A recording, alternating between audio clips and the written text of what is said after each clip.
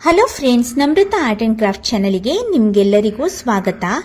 ಮನೆಯಲ್ಲೇ ಸುಲಭವಾಗಿ ಎಲ್ಲರಿಗೂ ಇಷ್ಟ ಆಗೋ ಸಾಫ್ಟ್ ಮತ್ತು ಟೇಸ್ಟಿ ಬ್ಲ್ಯಾಕ್ ಫಾರೆಸ್ಟ್ ಕೇಕ್ ಅನ್ನ ಅದು ಓವನ್ ಇಲ್ಲದೆ ಹೇಗೆ ಮಾಡೋದು ಅನ್ನೋದನ್ನ ನೋಡೋಣ.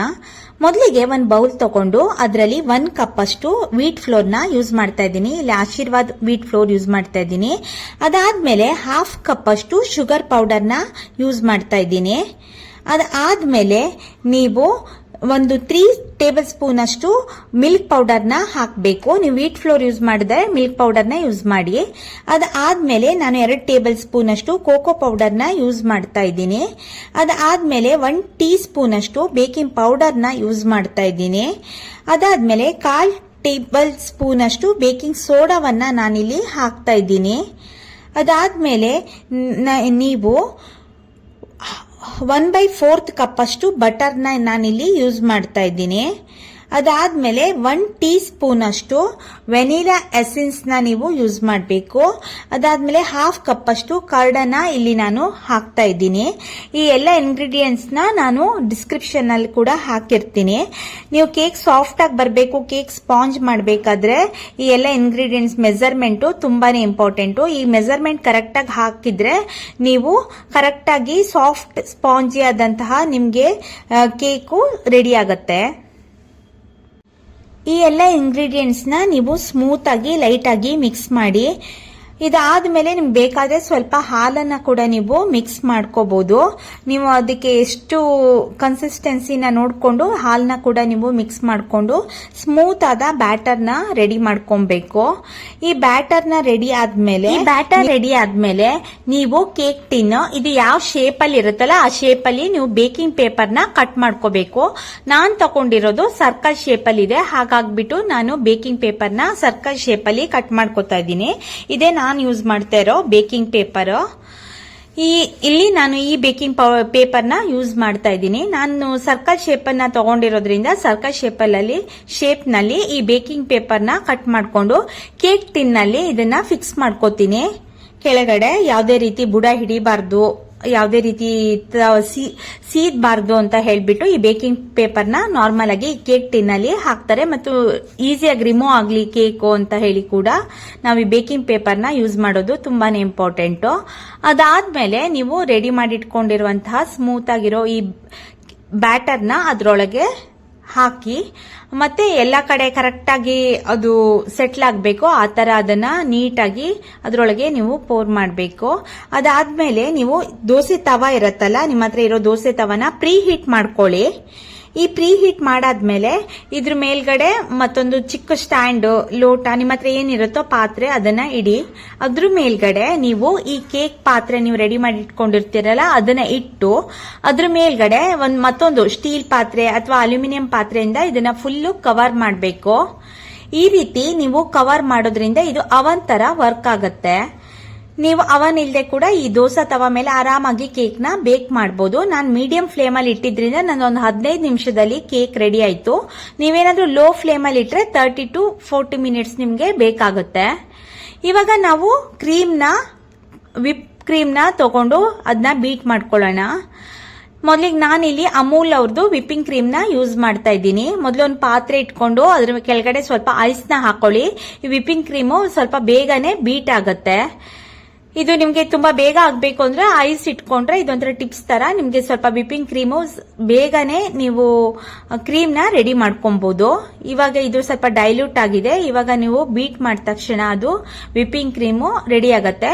ಈ ವಿಪ್ಪಿಂಗ್ ಕ್ರೀಮ್ ನಾನ್ ತಗೊಂಡಿರೋದು ಶುಗರ್ ಲೆಸ್ ಆಗಿತ್ತು, ಆದ್ರಿಂದ ನಾನು 2 ಟೇಬಲ್ ಸ್ಪೂನ್ ಅಷ್ಟು ಶುಗರ್ ನ ಇದಕ್ಕೆ ಆಡ್ ಮಾಡ್ತಾ ಇದ್ದೀನಿ. ಇದು ಮಾಡೋದ್ರಿಂದ ಸ್ವಲ್ಪ ಈ ಕ್ರೀಮು ಸ್ವೀಟ್ ಆಗಿ ಟೇಸ್ಟ್ ಬರುತ್ತೆ. ಈ ಕ್ರೀಮ್ ನ ನೀವು ಎಷ್ಟು ಚೆನ್ನಾಗಿ ಬೀಟ್ ಮಾಡ್ತಿರೋ ಅಷ್ಟು ಚೆನ್ನಾಗಿ ಈ ಕ್ರೀಮು ರೆಡಿ ಆಗತ್ತೆ. ಇದ್ ಮಾಡುವಾಗ ನೀವು ಐಸ್ ಇಟ್ಕೊಂಡ್ರಂತೂ ನಿಮ್ಗೆ ಸ್ವಲ್ಪ ಈ ಕ್ರೀಮು ಬೇಗನೆ ಆಗತ್ತೆ. ಇವಾಗ ನಂದು ವಿಪ್ಡ್ ಕ್ರೀಮು ರೆಡಿ ಆಗಿದೆ ನೋಡಿ. ಇದನ್ನ ನೀವೇನಾದ್ರೂ ಈ ಕ್ರೀಮ್ ಆದ ನಂತರ ಈ ತರ ನೀವು ಬೀಟ್ ಮಾಡ್ತಾ ಇರ್ತೀರಲ್ಲ, ಈ ಕ್ರೀಮ್ ಆಗಿದೆ ಅಂತ ಹೇಗೆ ಗೊತ್ತಾಗತ್ತೆ ಅಂದ್ರೆ ನೀವು ಈ ಕ್ರೀಮ್ ಆದ್ಮೇಲೆ ನೀವೇನಾದ್ರೂ ಈ ಬೌಲನ್ನ ತಲೆ ಕೆಳಗ್ ಮಾಡಿದ್ರೆ ಈ ಕ್ರೀಮು ಕೆಳಗೆ ಬೀಳ್ಬಾರ್ದು. ಅದೇನಾದ್ರು ಬೀಳ್ತಾ ಇಲ್ಲ ಅಂದ್ರೆ ನಿಮ್ದು ಕ್ರೀಮು ರೆಡಿ ಆಗಿದೆ, ನೀವು ಮಾಡಬಹುದು ಅಂತ ಹೇಳ್ಬಿಟ್ಟು ಇದ್ರ ಅರ್ಥ. ಹಾಗಾಗಿ ನೀವು ಒಂದ್ಸಲಿ ಚೆಕ್ ಮಾಡ್ಕೊಳ್ಳಿ, ಈ ಕ್ರೀಮ್ ಏನಾದ್ರು ಬಿದ್ದಿಲ್ಲ ಅಂತ ಹೇಳಿದ್ರೆ ಈ ಕ್ರೀಮು ರೆಡಿ ಆಗಿದೆ ಅಂತ. ಇವಾಗ ಕೇಕ್ ಆಗಿದೆಯಾ ಅಂತ ನೋಡೋಣ.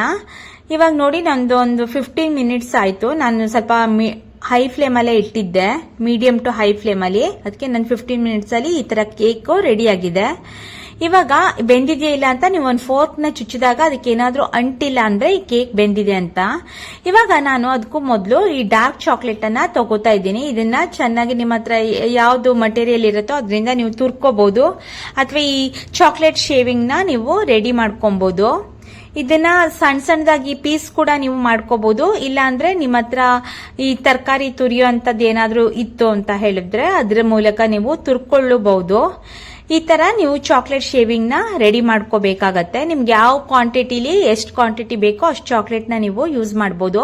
ನಾನು ಇಲ್ಲಿ ಅಮೂಲ್ ಅವ್ರದ್ದೇ ವಿಪ್ಪಿಂಗ್ ಕ್ರೀಮ್ ತಗೊಂಡಿದ್ದೆ, ಇಲ್ಲಿ ಅಮೂಲ್ ಅವ್ರದ್ದೇ ನಾನು ಡಾರ್ಕ್ ಚಾಕ್ಲೇಟ್ ಕೂಡ ಯೂಸ್ ಮಾಡ್ತಾ ಇದ್ದೀನಿ. ನಿಮ್ಗೆ ಯಾವ ಶೇಪ್ ಅಲ್ಲಿ ಬೇಕೋ, ನೀವು ಯಾವ ತರ ಗಾರ್ನಿಶ್ ನ ಮಾಡ್ತೀರಾ ಅದ್ರ ತರ ನೀವು ತುರ್ಕೊಳ್ಳಿ. ಇವಾಗ ನಂದು ಕೇಕ್ ಟಿನ್ನಿಂದ ನಾನು ಕೇಕ್ ನ ಸಪರೇಟ್ ಮಾಡ್ತಾ ಇದ್ದೀನಿ. ನೋಡಿ ಕೇಕ್ ಎಷ್ಟು ಸಾಫ್ಟ್ ಆಗಿ ಬಂದಿದೆ ಅಂತ. ನೀವು ಮುಟ್ಟಿದ್ರೆ ಸ್ಪಾಂಜ್ ತರ ನಿಮ್ಗೆ ಕಾಣಿಸುತ್ತೆ, ಅದೇ ತರ ಸ್ಪಾಂಜ್ ತರ ಬಂದಿದೆ. ಅಂದ್ರೆ ನಿಮ್ದು ಕೇಕಿನ ಮೆಜರ್ಮೆಂಟ್ ಎಲ್ಲ ಕರೆಕ್ಟ್ ಆಗಿದೆ, ಕರೆಕ್ಟ್ ಆಗಿ ಬೆಂದಿದೆ ಅಂತ ಹೇಳಿ ಇದ್ರ ಮೂಲಕ ನಿಮಗೆ ಗೊತ್ತಾಗತ್ತೆ. ಇವಾಗ ಎಷ್ಟು ಬೇಕಾದ್ರೂ ಲೇಯರ್ ಮಾಡ್ಕೋಬಹುದು. ನಾನಿಲ್ಲಿ 3 ಲೇಯರ್ ಆಗಿ ಕೇಕ್ ನ ಕಟ್ ಮಾಡ್ತಾ ಇದ್ದೀನಿ. ನೀವು ಎಷ್ಟು ಲೇಯರ್ಗಳು ನಿಮಗೆ ಎಷ್ಟು ಬೇಕೋ ಅಷ್ಟು ನೀವು ಕಟ್ ನ ಮಾಡ್ಕೋಬಹುದು. ನಾನಿಲ್ಲಿ 3 ಲೇಯರ್ ಆಗಿ ಕೇಕ್ ನ ಕಟ್ ಮಾಡ್ತಾ ಇದ್ದೀನಿ. ನೋಡಿ, ನೀವು ಫಸ್ಟ್ ಲೇಯರ್ ನ ಕಟ್ ಮಾಡಿದ್ದೀನಿ. ಎಷ್ಟು ಒಳಗಡೆ ಎಲ್ಲ ಎಷ್ಟು ಚೆನ್ನಾಗಿ ಬೆಂದಿದೆ ಅಂತ ಹೇಳ್ಬಿಟ್ಟು ನೀವೇ ನೋಡ್ಬೋದು. ಎಷ್ಟು ಚೆನ್ನಾಗಿ ಬೇಕಾಗಿದೆ ಅಂತ ನಿಮ್ಗೆ ಕಾಣಿಸ್ತಾ ಇರ್ಬೋದು. ಎಲ್ಲಿ ಕೂಡ ಸ್ವಲ್ಪನೂ ಹಸಿ ಇಲ್ಲ, ಫುಲ್ ಸ್ಪಾಂಜ್ ತರ ಬಂದಿದೆ. ಕಟ್ ಮಾಡುವಾಗ್ಲೇ ಗೊತ್ತಾಗತ್ತೆ ಎಷ್ಟು ಸ್ಮೂತ್ ಆಗಿ ಚಾಕು ಇಂದ ಕಟ್ ಆಗ್ತಿದೆ ಅಂತ ಹೇಳ್ಬಿಟ್ಟು ನಿಮ್ಗೆ ಗೊತ್ತಾಗ್ತಿದೆ. ಈ ತರ ನಿಮ್ಗೆ ಸಾಫ್ಟ್ ಆಗಿ ಕೇಕ್ ಬೇಕು ಅಂದ್ರೆ ನಿಮ್ದು ಮೆಜರ್ಮೆಂಟ್ ಕರೆಕ್ಟ್ ಆಗಿರ್ಬೇಕು. ನೀವು ಹಾಕುವಂತ ಕ್ವಾಂಟಿಟಿ ಎಷ್ಟು ಚೆನ್ನಾಗಿ ಎಷ್ಟು ಮೆಜರ್ಮೆಂಟ್ ಅಲ್ಲಿ ಹಾಕ್ತಿರೋ ಅಷ್ಟು ಚೆನ್ನಾಗಿ ನಿಮ್ದು ಕೇಕು ಸ್ಪಾಂಜು ರೆಡಿ ಆಗತ್ತೆ. ಎಷ್ಟು ಸಾಫ್ಟ್ ಆಗಿ ಬಂದಿದೆ ನೀವೇ ನೋಡ್ತಿದ್ದೀರಾ. 3 ಲೇಯರ್ ಅಲ್ಲಿ ಎಲ್ಲೂ ಕೂಡ ಹಸಿ ಇಲ್ಲ, ಮತ್ತೆ ಎಲ್ಲ ಕಡೆ ಕರೆಕ್ಟ್ ಆಗಿ ಬೆಂದಿದೆ. ಇದರಿಂದನೇ ಗೊತ್ತಾಗತ್ತೆ ಕೇಕ್ ಮೆಜರ್ಮೆಂಟ್ ನೀವು ಕರೆಕ್ಟ್ ಆಗಿ ಹಾಕಿದ್ದೀರಾ ಅಂತ. ಇವಾಗ ಕ್ರೀಮ್ ನ ಅರೇಂಜ್ ಮಾಡ್ಕೊಳ್ಳೋಣ. ನೀವು ಮೆಹಂದಿ ಕೋನ್ ನ ಹೇಗೆ ಫಿಲ್ ಮಾಡ್ತಿರಲ್ಲ ಅದೇ ತರಾನೇ ನೀವು ರೆಡಿ ಮಾಡ್ಕೊಂಡಿದ್ದೀರಲ್ಲ ವಿಪ್ಪಿಂಗ್ ಕ್ರೀಮ್ ನ ಈ ತರ ಕೋನ್ ಶೇಪ್ ಅಲ್ಲಿ ನೀವು ಫಿಲ್ ಮಾಡ್ಕೋಬೇಕು, ಮೆಹಂದಿ ಕೋನ್ ತರ. ನಿಮ್ಗೆ ಎಷ್ಟು ಬೇಕೋ ಮತ್ತೆ ನೋಸಲ್ ಸಿಗತ್ತೆ, ಎಲ್ಲಾನು ಅಮೆಝಾನ್ ಅಲ್ಲಿ ನಿಮ್ಗೆ ಎಲ್ಲ ಕೇಕ್ ಮಾಡೋ ಪ್ರಾಡಕ್ಟ್ ಸಿಗೋದ್ರಿಂದ ನೀವು ಆರಾಮಾಗಿ ತರಿಸ್ಕೋಬಹುದು ನಿಮ್ಗೆ ಯಾವ್ಯಾವ್ದು ಬೇಕೋ ಆ ತರ. ಮೊದಲಿಗೆ ಸ್ವಲ್ಪ ಕ್ರೀಮ್ ನ ತಗೊಂಡು ನೀವು ಸ್ವಲ್ಪ ಹಚ್ಕೋಬೇಕು, ಅಂದ್ರೆ ಅದು ಆ ಕಡೆ ಈ ಕಡೆ ಮೂವ್ ಆಗಬಾರ್ದು ಅಂತ ಹೇಳ್ಬಿಟ್ಟು. ಅದಾದ್ಮೇಲೆ ನಾನು ಫಸ್ಟ್ ಲೇಯರ್ ನ ಕೇಕ್ ನ ಇಡ್ತಾ ಇದ್ದೀನಿ. ಸ್ವಲ್ಪ ಕ್ರೀಮ್ ಹಚ್ಚಿದ ನಂತರ ನೀವು ಫಸ್ಟ್ ಲೇಯರ್ ಕೇಕ್ ನ ಕಟ್ ಮಾಡ್ಕೊಂಡಿರ್ತೀರಲ್ಲ ಅದನ್ನ ಇಡಿ. ಇದಾದ್ಮೇಲೆ ನೀವು 1-2 ಸ್ಪೂನ್ ಶುಗರ್ ಪೌಡರ್ಗೆ ಸ್ವಲ್ಪ ನೀರ್ ಹಾಕಿ ಶುಗರ್ ಸಿರಪ್ ನ ರೆಡಿ ಮಾಡ್ಕೊಳ್ಳಿ. ಇದನ್ನ ಫಸ್ಟ್ ಲೇಯರ್ ಮೇಲೆ ನೀಟಾಗಿ ಸ್ಪ್ರೆಡ್ ಮಾಡಿ.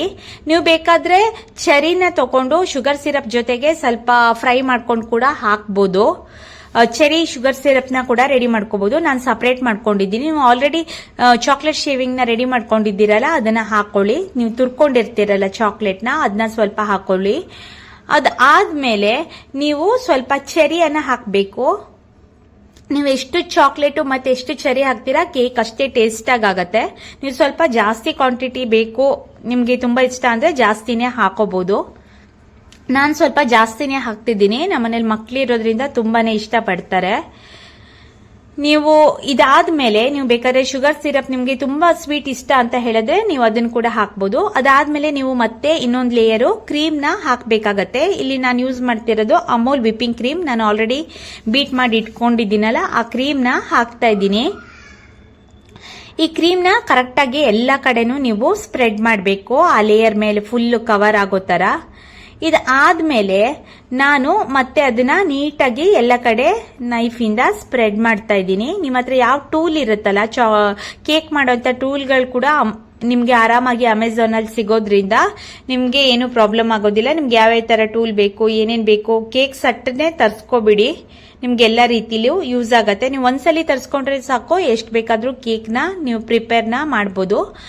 ಇದಾದ್ಮೇಲೆ ನಾನು ಡಾರ್ಕ್ ಚಾಕ್ಲೇಟ್ಗೆ ಚಾಕ್ಲೇಟ್ ಚಿಪ್ಸ್ನ ಸ್ವಲ್ಪ ಹಾಕ್ತಾ ಇದ್ದೀನಿ. ಇದು ತುಂಬಾನೇ ಟೇಸ್ಟ್ ಕೊಡುತ್ತೆ. ಇದು ಆಪ್ಷನಲ್ ಕೂಡ, ನಿಮ್ಗೆ ಬೇಕಿದ್ರೆ ಹಾಕ್ಬೋದು. ನಾನಿಲ್ಲಿ ಹಾಕ್ತಿದ್ದೀನಿ, ಸ್ವಲ್ಪ ಜಾಸ್ತಿ ಕ್ವಾಂಟಿಟಿಲೇ ಹಾಕ್ತಾ ಇದ್ದೀನಿ. ನಾನಿಲ್ಲಿ ಯೂಸ್ ಮಾಡ್ತಿರೋದು ಡಾರ್ಕ್ ಚಾಕ್ಲೇಟ್ ಚಿಪ್ಸ್. ಇದು ಆದ್ಮೇಲೆ ನಾನು ಸೆಕೆಂಡ್ ಲೇಯರ್ನ ಇಡ್ತಾ ಇದ್ದೀನಿ. ಇದ್ರ ಮೇಲೆ ಕೂಡ ಸೇಮ್ ಪ್ರೊಸೀಜರು. ಮೊದಲಿಗೆ ನಿಮ್ಗೆ ಶುಗರ್ ಸಿರಪ್ನ ಹಾಕಿ, ನಿಮ್ಗೆ ಏನಾದ್ರು ಜಾಸ್ತಿ ಶುಗರ್ ಬೇಕು, ತುಂಬಾ ಸ್ವೀಟ್ ಅನ್ಸ್ಬೇಕು ಅಂದ್ರೆ ನೀವು ಸ್ವಲ್ಪ ಜಾಸ್ತಿ ಶುಗರ್ ಸಿರಪ್ನ ಯೂಸ್ ಮಾಡಬಹುದು, ಶುಗರ್ನ ಕೂಡ ಯೂಸ್ ಮಾಡಬಹುದು. ನನಗೆ ಇಲ್ಲಿ ಎಷ್ಟು ಬೇಕೋ ನಾನು ಅಷ್ಟನ್ನೇ ಹಾಕ್ತಾ ಇದ್ದೀನಿ. ಒಟ್ಟು ಅದು ಫುಲ್ ಲೇಯರು ಸ್ವಲ್ಪ ವೆಟ್ ಆಗಬೇಕು, ಸ್ವಲ್ಪ ಮಾಯ್ಸ್ಟ್ ಕೂಡ ಆಗಬೇಕು. ಇದಾದ್ಮೇಲೆ ಮತ್ತೆ ನೀವು ಸೇಮ್ ಪ್ರೊಸೀಜರು, ಚಾಕ್ಲೇಟ್ ಶೇವಿಂಗ್ಸ್ ನ ನೀವು ಮಾಡಿಟ್ಕೊಂಡಿರ್ತೀರಲ್ಲ ಅದು, ಮತ್ತೆ ಚೆರಿಯನ್ನ ಹಾಕಿ, ಚೆರಿ ತುಂಬಾನೇ ಹಾಕಬೇಕು. ಡಾರ್ಕ್ ಫಾರೆಸ್ಟ್ ಚಾಕ್ಲೇಟ್ ಅಲ್ಲಿ ತುಂಬಾ ಇಂಪಾರ್ಟೆಂಟ್ ಅಂದ್ರೆ ಚೆರಿ, ಅದನ್ನ ನೀವು ಮಿಸ್ ಮಾಡಬೇಡಿ. ಅದಾದ್ಮೇಲೆ ನೀವು ಚಾಕ್ಲೇಟ್ ನ ಮತ್ತೆ ಶೇವಿಂಗ್ ಅಂದ್ರೆ ಚಾಕ್ಲೇಟ್ ತುರ್ಕೊಂಡಿರ್ತೀರಲ್ಲ ಅದು, ಮತ್ತೆ ಡಾರ್ಕ್ ಚಾಕ್ಲೇಟ್ ಚಿಪ್ಸ್ ನಿಮ್ಗೆ ಎಷ್ಟು ಬೇಕೋ ಅಷ್ಟು ಕ್ವಾಂಟಿಟಿಲಿ ನೀವು ಹಾಕೋಬಹುದು. ಅದಾದ್ಮೇಲೆ ಮತ್ತೆ ನೀವು ಕ್ರೀಮ್ ನ ಕರೆಕ್ಟ್ ಆಗಿ ಎಲ್ಲ ಕಡೆನೂ ಸ್ಪ್ರೆಡ್ ಮಾಡಿ. ಎಷ್ಟು ಕ್ರೀಮ್ ಹಾಕ್ತಿರೋ ಅಷ್ಟು ಒಳ್ಳೇದು. ಇದನ್ನೆಲ್ಲ ಕಡೆನೂ ನೀವು ಹಾಕಾದ್ಮೇಲೆ ಮತ್ತೆ ನಾರ್ಮಲ್ ಟೂಲ್ನ ಯೂಸ್ ಮಾಡಿಬಿಟ್ಟು ಅದನ್ನ ನೀಟಾಗಿ ಎಲ್ಲ ಕಡೆನೂ ಸ್ಪ್ರೆಡ್ ಮಾಡ್ಕೊಳ್ಳಿ.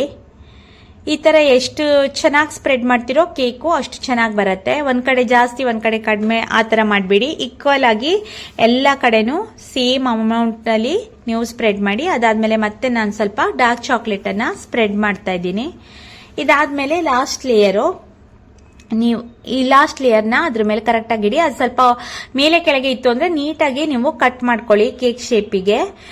ಅದಾದ್ಮೇಲೆ ಅದ್ರ ಮೇಲೆ ಕೂಡ ನೀಟಾಗಿ ನೀವು ಕ್ರೀಮ್ ಅನ್ನ ಹಾಕಿ.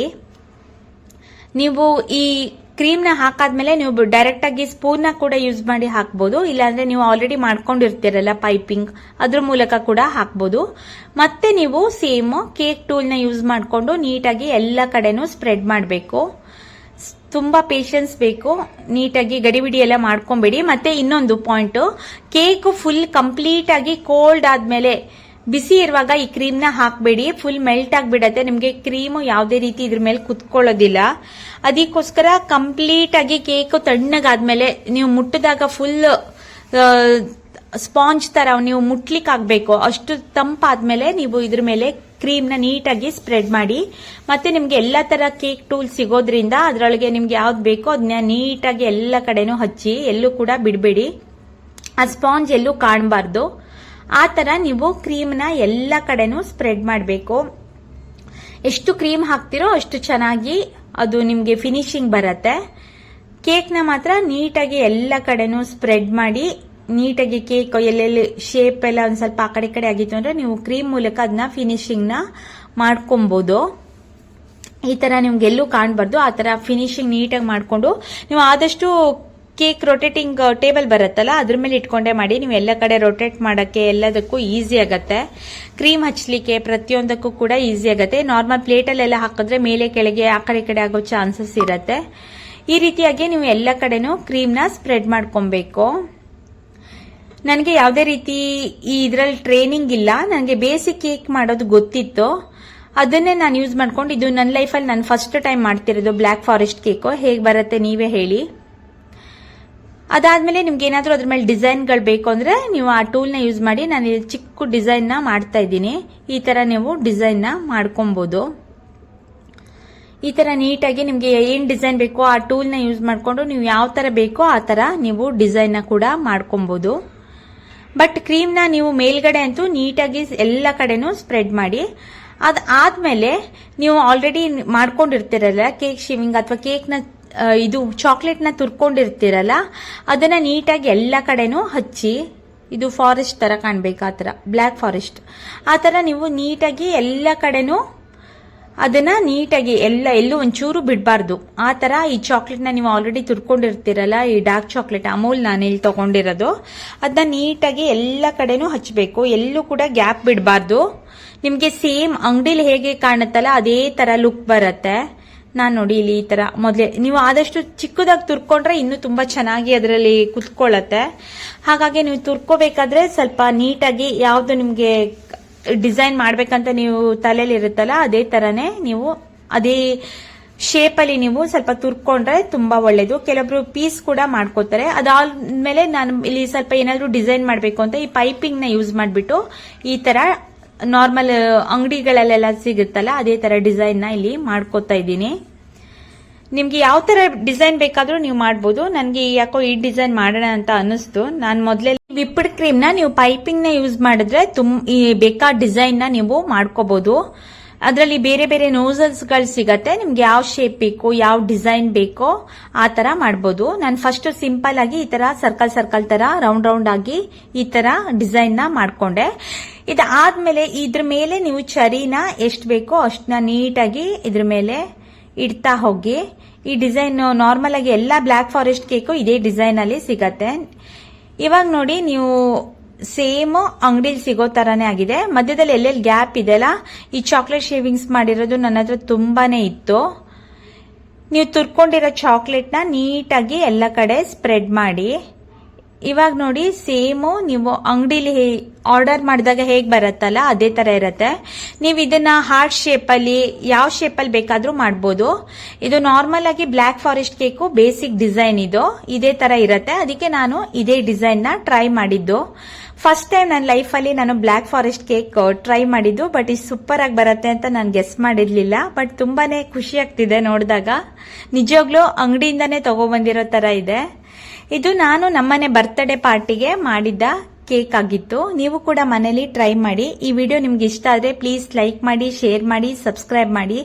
ಹಾಗೆ ನೀವು ಮನೇಲಿ ನಾನು ಮಾಡಿದ ತರನೇ ಮೆಜರ್ಮೆಂಟ್ ನ ಇಟ್ಟು ಒಂದ್ಸಲಿ ಕೇಕ್ ನ ಟ್ರೈ ಮಾಡಿ. No oven, no maida, no egg, dosa tawa ಮೇಲೆ ಮಾಡೋ. ಹೇಗಿತ್ತು black forest cake? Thank you.